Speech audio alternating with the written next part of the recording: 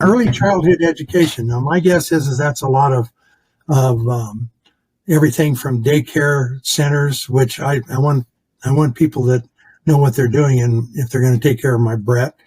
And number one, and then number two, but they only, they don't pay them a lot, 34,000.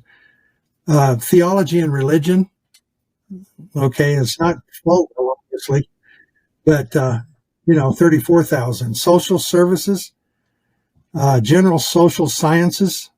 I'm not sure what general means, but okay. Leisure and hospitality. There's a good one.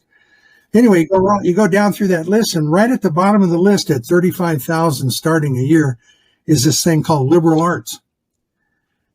Well, I'm confused then, because Harvard, Princeton, all of those colleges, their whole undergraduate program, they'll tell you, is based around liberal arts. If you're going to go to Harvard and get a 4-year degree at Harvard in liberal arts, you're not going to be making $55,000 a year. I wouldn't think. Well, it doesn't look. Well, even if you are, so if you take 55,260, which is what BLS is saying, and I think you and I are on board with not believing that. But anyway, so 55,260 divided by 2,080 hours, that's how many hours in a typical work year. That comes to 26.56 per hour, right? I can tell you a lot of markets where 26.56 an hour is not that good. Yeah. And I would also say that with a lot of accuracy, we're collecting more data on this all the time. Most of these skilled trade jobs, the most popular ones, welding, plumbing, HVAC, electrical, a lot of these technicians that are starting right in the apprenticeship programs, first year, just getting in, they're starting in the 20s now in a lot of major markets around the U.S. Yeah, and a first-year apprentice is set up in a trade like that is set up at 20%. So what it means is that if the